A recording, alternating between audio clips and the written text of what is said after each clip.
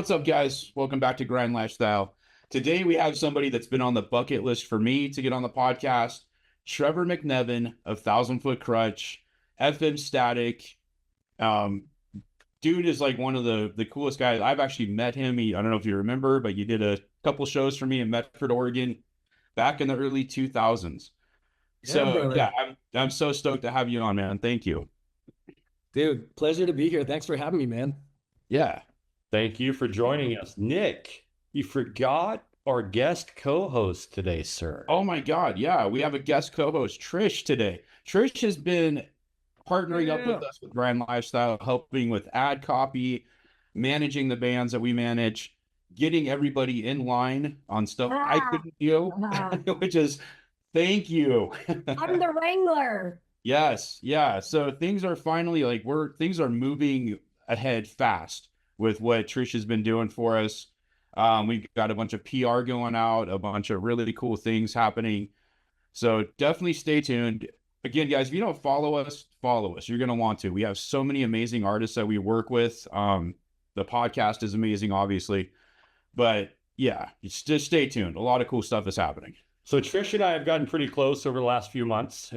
We talk a lot, all different types, times during the day, whether she knows where I'm going with this, whether it's 4 o'clock in the morning, her time, or whether it's 6 o'clock. You want to tell them about our first interaction on a video call? Sure. So this is probably why we've become such good friends, because I was talking to Jesse and I was unaware that he could see as much as he could see. And I buttoned my pants just mid-conversation. And it was not awkward at all. No, we just kept cruising. There's like, you just stopped for a second and you're like, did you just do that? And I was like, yeah, it's fine. She is great. He's not even wearing pants, no, it's all good. If you haven't seen some of the stuff that Trish has put out on her socials, whether it be on TikTok, whether it be on Facebook, Instagram, she is absolutely down to earth and extremely entertaining. She is gifted, not just when it comes to editing and direction, but with her personality. I'm telling you, follow this young lady because she's got some great things in store. No blushing. But you are a guest host. That was the only 30 seconds of focus you're getting today. Back to Trevor we go. Let's go. All right. Trevor, what are you working on? What do you got going on? Tell us how you meet and match when it comes to that grind lifestyle. Bro, I think as far back as I remember, to answer that question, first of all, thanks for having me, man. It's great to be here. I'm working on a ton of stuff, man. There's been a lot of creative juices flowing in this season. Lots of new music coming out. I actually am just, as we speak, I'm actually to speak to that. I'm currently finishing the theme song to a new kids cartoon. So I'm just rocking that out and man, working on a ton of stuff, having so much fun with music. It's been incredible, dude. The grind. Yeah, dude. I think that's just always been in my DNA, man. For the longest time, I started my band when I was 17, Thousand Foot Krutch, in my hometown here in Peterborough, Ontario, Canada. What? And go Jays.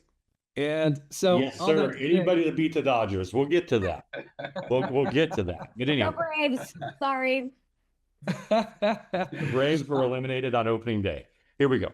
So good. But no, dude, I think that's been the whole story, man. Honestly, just working super hard. I think feeling called to music at a young age, having no idea, classic kid from a small town, just not knowing anyone in music, not knowing any bands, any musicians, anyone in the industry, and just feeling strongly like this is what I'm going to do. This is what I need to do and why I'm here. And so it was a bit of a sink or swim the whole time, man. It's never not really been that. It's always been I wouldn't trade a second of it, but it's always been that little train, who could, inch by inch. And it's been amazing, man. It helps you appreciate every step of the way, and the way the audience has kind of rallied and globally, over the years and just walked with me and the band. It's been such a blessing, man. So one of those things you like. If you could go back to the 17-year-old version of you when you first kicked off, Oh, Yeah. all right. I'm sure she's rejoining.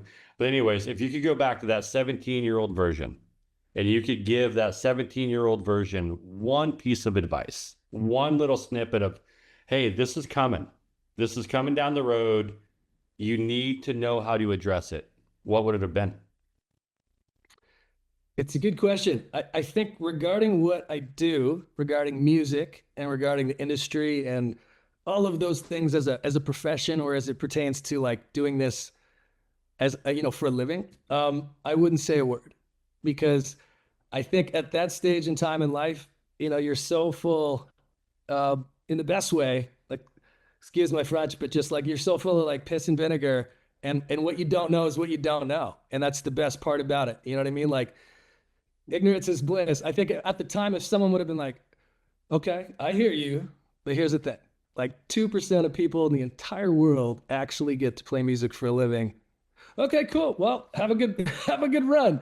At 17, I don't know what I would have done with that. So all I do know is it was definitely a massive faith step and has continued to be one. And so I give God all the glory for that, man. But it's just been a lot of fun, a lot of work, and it takes a village, man. That's for sure. I could definitely say, out of all of the shows, like I've been a concert promoter for about 25, 26 years. Out of all of the bands I've worked with, you are one of the most genuinely kind people that I've met out of, Oh, brother. out of every band. And I've worked with like Papa Roach. I've worked with everybody. And, you, like I said, you were like one of my bucket list guests to get on the podcast, one of the bucket list artists I wanted to bring out when I first started doing shows. So Wow, when the first time we got to do a show with you, I was like, oh, this is so awesome. I remember being a kid in youth group and hearing Thousand Foot Krutch for the first time. And I'm like, damn, these guys are insane. Like, this is crazy. Because I was a DC Talk kid. I was, yeah, my first concert was DC Talk at my church with my youth group.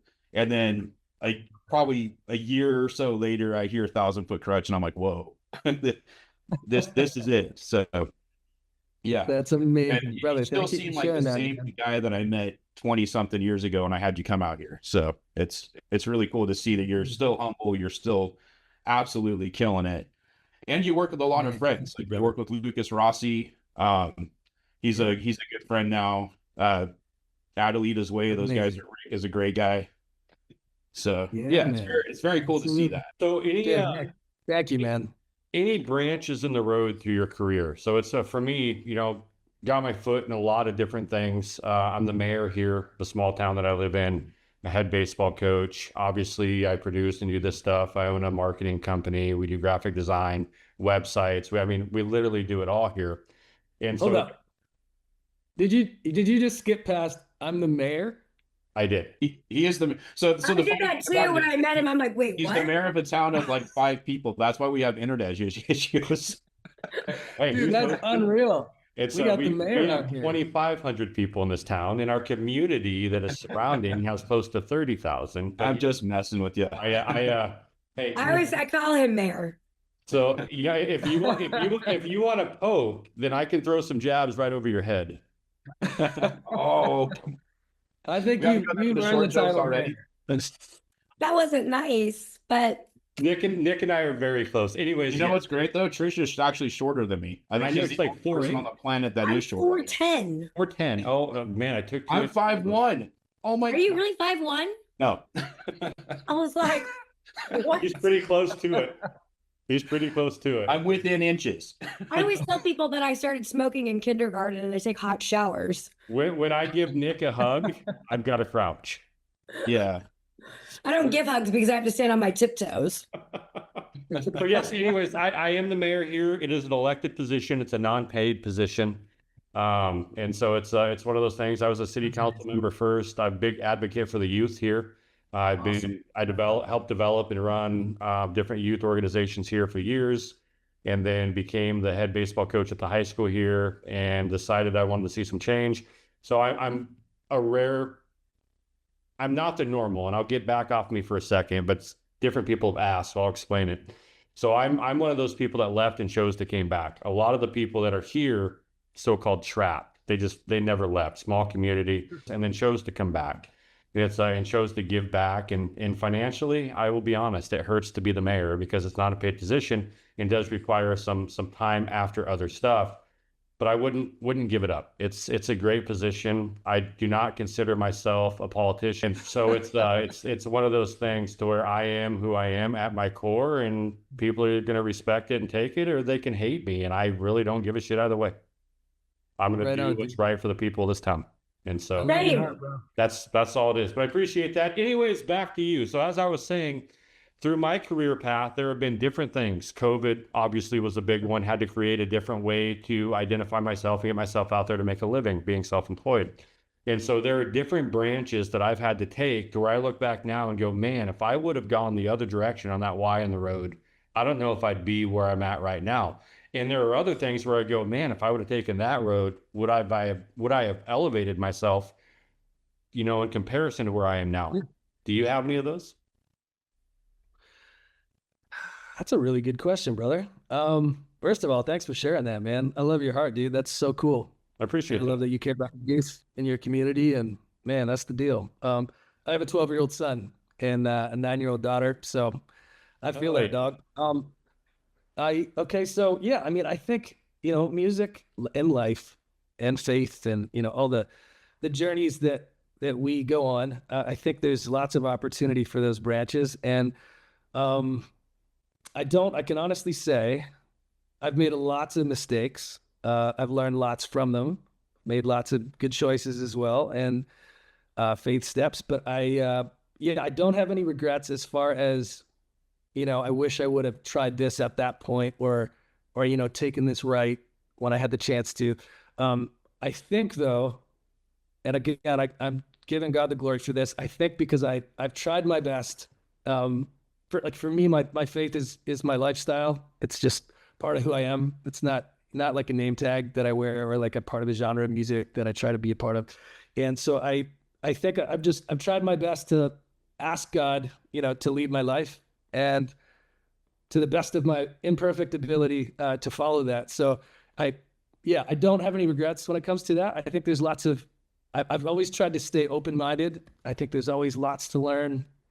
I mean, I've been blessed to do this for man, I don't want to date myself, but 25 plus years, professionally and as a songwriter and producer and artist. And I've, so I've seen a lot, but I get so excited, man, about two things. I think about pouring into the next generation, and that gives me so much life. I love that and have such a heart for that as artists and as people. And then also just, to learn from others, man. I think there's so many incredible creatives that, it has nothing really even to do with age. I think there's so much to learn always in anything that we do. And I constantly am reminded of that, in what I'm doing, whether I'm writing with someone in, remotely and wherever from Canada or whatever. I'm constantly reminded that wow, there's so many creatives and so much talent out there and so many brilliant minds. And I feel blessed to be a part of it, man. I have a question on that. Great answer. Go ahead, Trish. So you've obviously written music for a lot of artists. Is there any lyrics that you've been why did I write that? And then in retrospect, or I love that, or vice versa? Huh. I think you mean is there any lyrics that that I look back at that I'm ooh. Or in the moment when you wrote it, you're and then you look back and you're man, I love that. Okay. That's a cool question. I think, I don't know, I guess, yes, for sure. I think where my head originally was going with your question was that when I look back at early stuff, the independent records, 96, 97 and stuff, there's some lyrics that just as naturally you just, with experience, you grow in what you do. And so there's certain things that I'm okay, I would have said that differently. But there are also some stuff where I'm dang, to your point, there is some stuff back then, but I didn't know anything about anything and had never done any of it, that I love the way that it came out. Because it was just, at the time as an artist, especially as an indie artist and as a young artist, you're you don't think about it as being fearless. You just don't know any better. You're just exactly. All right. I'm gonna, you know, I'm a writer, and there's sometimes I go back and I'm like, I wrote that. That's amazing. Right. And there's other times You're I'm like, that "Oh, I came from wrote me. that." Yeah. You know, like, Yeah, totally. Absolutely. Yeah, for sure. There's like in another cool way, I've noticed something in my like early 40s that like there are songs that I've written, you know, in my 20s or 30s or whatever that along the way that came out a certain way and seemed to help people with stuff that they were going through. And I could obviously relate to it because it came from me, but they actually hit harder and ended up helping me, you know, as I went through stuff that I hadn't yet been through in life, you know? yes, I do know. That's amazing. Yeah. It's That's music's the just power kind of of cool. music. That's Yeah. the power of music. For sure. Absolutely. That's like a whole topic. Being like one of the only Christian artists that is also played on like Octane. And I've noticed recently in like probably the last 3 years, there's actually a lot of can't talk, a lot of Thousand Foot Krutch songs being played on Octane and even on my local rock radio station in Oregon. And I'm like, wow, this is something you didn't hear pre-COVID. Sure. So what is that like for you to like wake up one day and like, oh, this song's on Octane now? Did you get like another boost in popularity with the band and that kind of stuff from that? I think it's, you know what, man, honestly, from the very beginning, just not to try to get too deep here, but to be real with you, it's the only way I know how to answer the question is like, my heart has always been to make music for everyone. And so that's just, I think that, you know, if you're a Christian or regardless of your worldview on things, you can make music to encourage the church, which I think is important and cool and its own thing. If that's you, and I've always just felt like the other person, you know, it's never been like, it's been more of like, hey man, I'm imperfect. I have struggles. I have issues and I love Jesus and I love people and let's talk about it. You know what I mean? And so that's kind of been the approach. And so I say all that to say there's always been a Christian marketplace and there's always been a mainstream market. And we've always been a part of both. It was one of those things. I love what's happening now in music, where it's kind of what I dreamed about, like coming up, man, because for the longest time, if someone found out that you were a Christian, for instance, they're like, oh, Christian rock. Before you even like came in the door or anyone listened to your music, they would call you Christian rock, and then they would look at you through a different lens. You were demoted instantly. You know, it didn't matter what you had to say or if the song was good or whatever. And so it took a long time. And also labels didn't get that. And didn't see the importance of either side of that, of faith-based art or vice versa. So we had to take one budget and make it split between two markets my whole career. So it was like a very like guerrilla style journey. Whereas nowadays, you know, you have faith-based artists like we you know, a top 10 on Billboard, you know what I mean? And people on a business level look at that differently. But more importantly, I think this culture just also is hungry to find something to stand for and believe in and respect each other for standing up and believing in what we do, you know, each other, right, and to each his own. And it's not, so yeah, there's something really refreshing about that, in the same way that like, I love lots of styles of music, you know, like I love writing hip hop, pop rock, pop, you know, whatever, even country songs and hard rock and metal. But in the same way that right now in music, you can kind of release stuff that's just like less fences than there used to be. Like this song has a bit of all of those in it, you know, that kind of stuff. And it's not. It's really cool too to see like an artist like Jelly Roll, who puts together members of like Sleeping with Sirens and takes the crossover right now is just insane. And then he drops that song with Brandon Lake, the Heartfelt Hallelujah, and it blows up. Like that's insane. It's like, wow, that's really cool. So it is definitely cool to see all that stuff. Yeah. How do you transition from rock music to hip hop? Like, is that hard? Or is it just something that comes natural to you?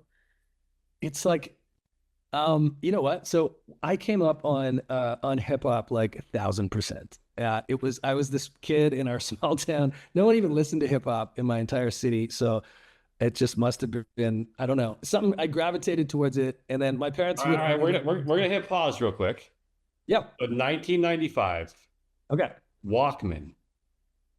Who's in it? Dude. Please tell me third base, MC Search. Oh my gosh, dude, of course.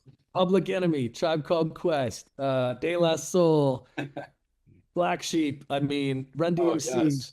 I could keep going on and on. P-Rock and Seal Smooth. That I'm stuff. a huge hip hop fan. That's why I asked that question. Like, you Really? know that, but Yeah. Yeah, Oh, because, that's because your look screams hip hop. huh? It's because your look screams hip hop. Right? Doesn't it? I can I actually did a book report in 7th grade about wanting to grow up to be Lil Wayne, and you would not believe the bewilderment in my class.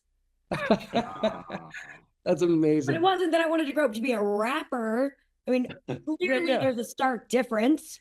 A white girl from Texas, but I wanted to grow up to be Lil Wayne. My whole premise was because he's a good person. I like it. I like it. Very cool. So you have a couple kids. What were their ages again? I have a son who's 12 and a daughter who's 9. Yeah. Musically inclined? Yeah, I have 0% tried to push that, but they just are, dude. They, one of them doesn't even, it's funny, my son loves music. They both love music. My daughter loves to dance. They both just have this inherent rhythm and they can sing well. My daughter has a cooler voice than I'll ever have. It's like, it's just cool, man. I don't know. You gave it to her though. What's that? You gave it to her though. Oh. True enough. So yeah, I don't know, but at this point, she wants to check out like performance and acting a little bit. Loves to sing and dance. She was a competitive dancer for a bit, and so that's sort of a part of where she feels sort of drawn towards. I don't know if it'll be music. My son is like all into basketball, dude. Like 1000%. Is he tall? It's been fun. Sneakers and basketball, man. Is he tall? Is he tall? Yeah, they're both tall for their age. Yeah. I'm 6'1", so I'm not like super tall, but Me, I'm you like, are. I don't know. Am I? Okay.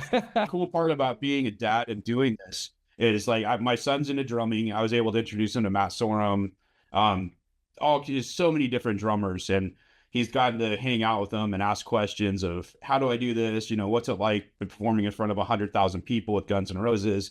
So that's been like a really cool thing. My daughter plays acoustic guitar and sings and leads worship at her church. She gets to hang out with Andy Grammer all the time, and so that's been a really cool part about doing the podcast and managing bands and being a concert promoter and stuff, and just involving my kids in, hey, check it out. You're interested in this? I can meet this person. This guy can help you out, or what? So yeah, definitely cool.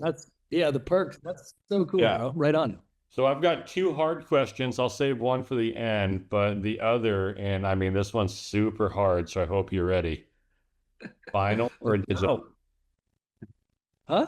Vinyl or digital? Oh, man. That is an unkind question. Yeah, I feel like I'm going to be judged either way on this one. You know what? The truth is digital because it's just the honest convenience of life. You know what I mean? Like I'm working on music 24/7 and listening to it and traveling, and it's whatever's most convenient. When it comes to the quality of the music, it's a spare no expense or time thing, and vinyl sounds better, and I love that. But as far as everyday life and like practicality, I got to go digital. But my preference is an audioologist. I don't know, that makes me sound ridiculous, but like I would be vinyl. Yeah, for sure. Nice. Nick, that might be our best answer yet.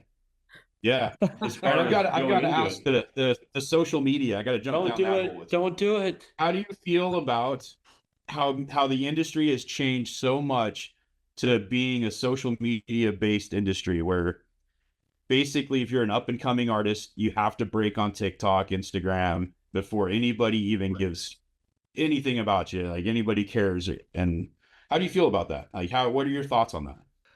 Well, I mean, I think I have a lot of peers in music, just guys and girls who've I've known along the way, you know, who've been in it for a minute and made music professionally or whatever, and who have been not so excited about the changes, you know, in music and with social media being such a big part of it, and haven't loved the fact that it used to be about mystique and what you didn't know, and you could have a favorite artist and you're like, I've never even heard this person speak. And then now it's like, so the opposite. So there are parts of it that just speaking as an artist, this is nothing, I'm not speaking to the audience or to anyone else. For me, who I am and just what my strengths and weaknesses, I embrace it and I appreciate it, but I think it's a different skill set. I think to think that way, to operate that way, some of these artists, in my opinion, are better at that than they are at music. And that's an awesome, like, it's a weird thing. I think that there are people who are so good at the social media game and like the hooks and the prompts and like the music tags. And that's a really, that's an amazing thing in this day and age to be really good at. I mean, it's the same creative genius in some ways that you could say a great song or a great movie or whatever it has. I think it's a skill set, and I think it depends if you care about it or not. I'm like somewhere in between where I love that perspective, because I didn't even get the mystique part of it. I've always thought maybe people that came up before social media, if they didn't like it, it was because it almost it's easier to break, right? Sure. Yeah.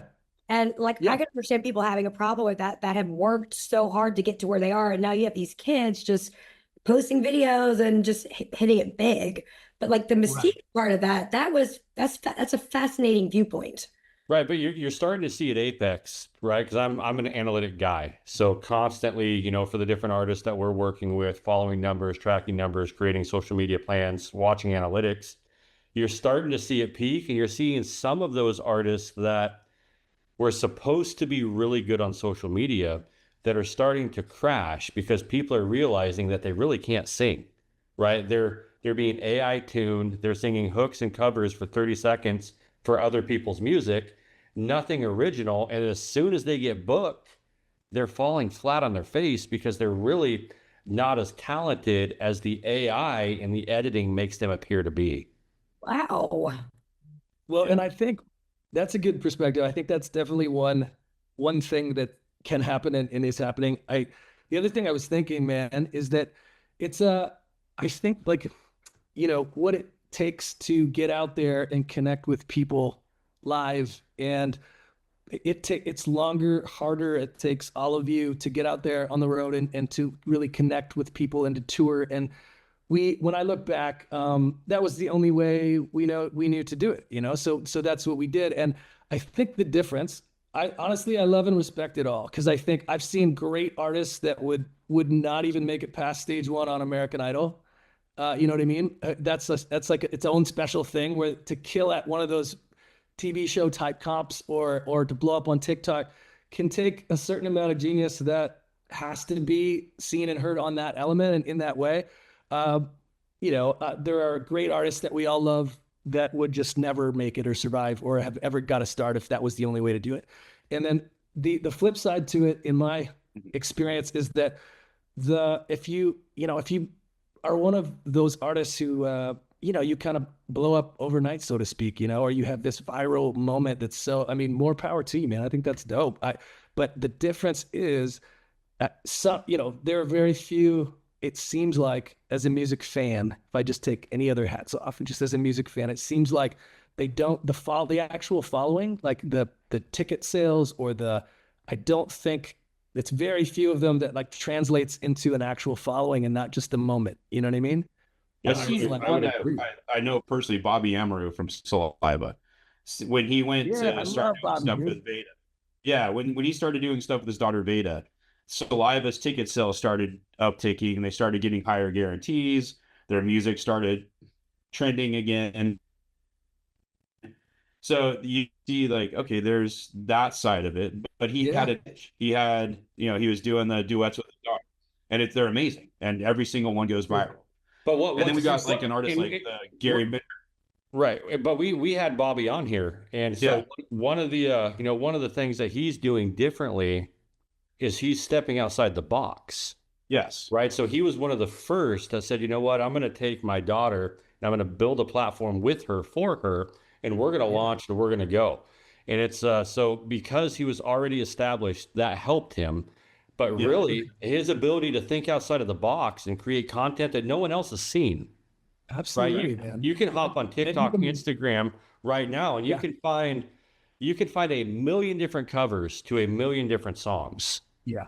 But you're only going to see 2 or 3 people doing what Bobby's doing. Doesn't that like amp up the connection though with fans when an artist gives like that kind of a personal insight into their life?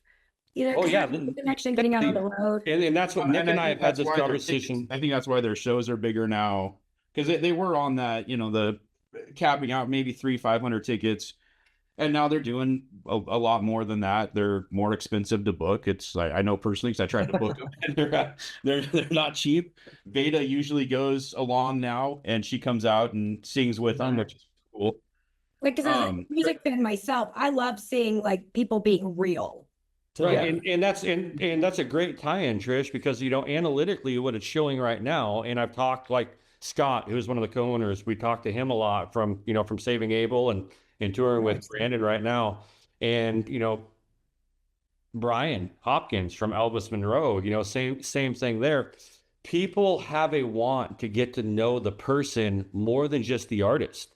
And so the behind the scenes, the failures, the road stories, the failures, the setup, the breakdown, the B-roll stuff. B-roll has never been hotter than it is right now. People are actively searching for B-roll content and getting rid of the rest of it. They don't want to see it. They want the B-roll. And it's just the switch in the ability that social media has created for people to peel back that top layer and do like Trish is saying, and get to know the artist on a personal level. It's scary, but it's incredible at the same time. As for the artist, you're vulnerable. Right? I think there's a like narrative, or there was this narrative, just because I'm in the music business in a bunch of different ways. Where people see rock stars, right? So that's where you get these super fans that are like, oh my God, and they fangirl because they forget that they're real people. Right. So like I like the fact that like what we're doing with Brandon and Scott, that makes them feel real. Right. And then I think that's amazing, because I think it's not fair to artists that people forget that they're people. Well, and then you get the other end of social media where it can absolutely shit on you. We're working with an artist right now that we're working really hard to get his numbers where they need to be. He hasn't done a damn thing wrong, but he's been black. I actually sent you a song, Gary Bender, the emo pop punk guy. Yeah. So he came up with like Ryan Cabrera, LFO, NSYNC. He actually toured with all those guys and made the decision back in the day to focus on music. And when the social media trend started happening, he went the I'm a musician route and didn't follow suit with what Ryan did and all the other guys did. And it obviously didn't work. Sure. So now we're back to square one of, okay, buddy, you got the talent, you got the voice, you got the songs, and we're collabing with big artists. I can't say who it is on the podcast, but one of the biggest artists, they headline Warped Tour, massive. That song comes out in January now, is because we had to push it, but it's like, how do we get his social media back up? And it's like, it's starting to, it's crawling out. But social media, working on it. Yeah, but social media is one of those things to where if you're going like this, then all of a sudden you really start climbing. Yeah. But as soon as you start doing this, it turns to a straight dive, and it takes twice the effort just to get you back to a baseline. So it's right.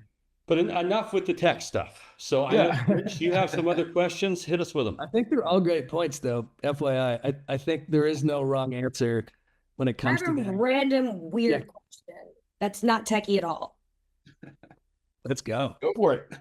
If you could co-write a song with one random non-musical thing, like, I don't know, a purring cat or a broken coffee maker, what would it be? And why? Hey, okay.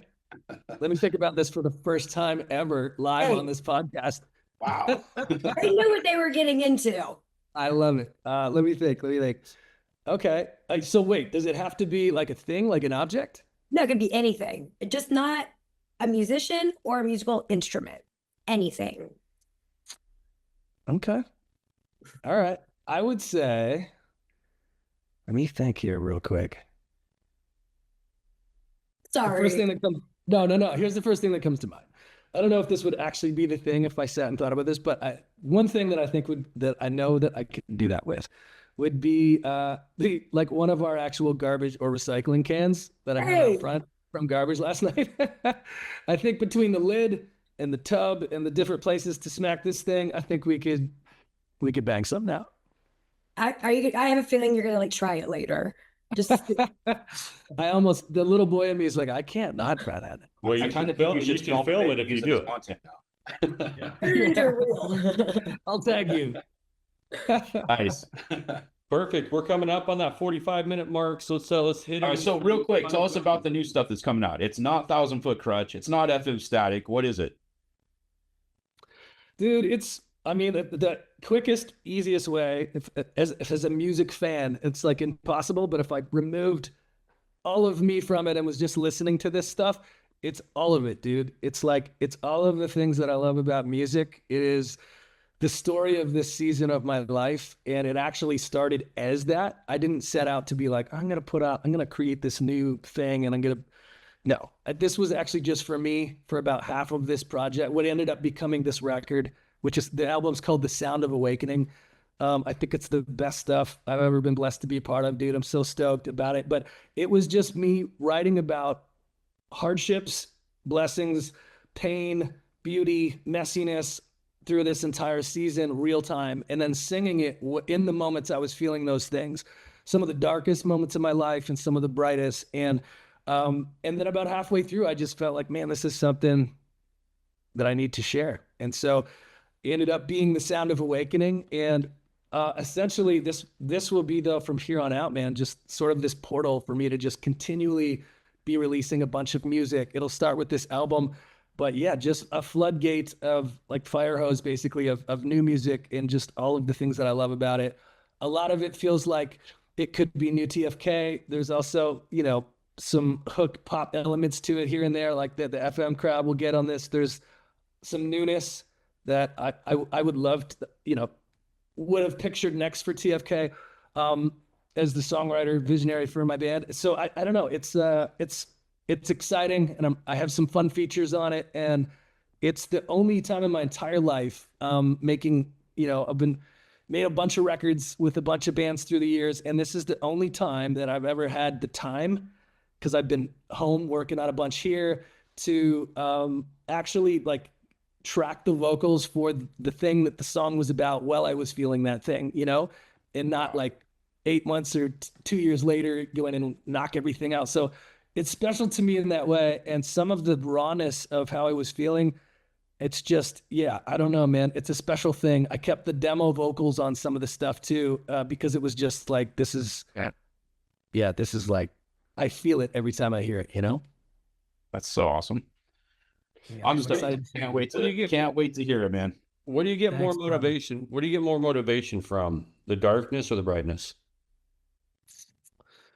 I mean, they always say that great songs come from pain, which is true. I think it depends sometimes it depends where you come from. I think a lot of my songs have come from pain. And so sometimes the light is really important to me as a guiding light, but it's hard sometimes for people who do that more naturally, or if that becomes habitual from a safe place to like switch to like, okay, I want to write a song from this point of view. It's got to be authentic and just from the heart. And so it is both.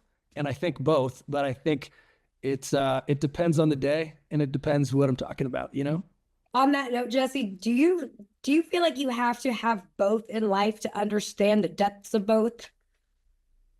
Like I have this conversation with people often. I'm like, do you like, people are like, oh, I just want the good things in life. And I'm like, but you can't really appreciate them without the bad.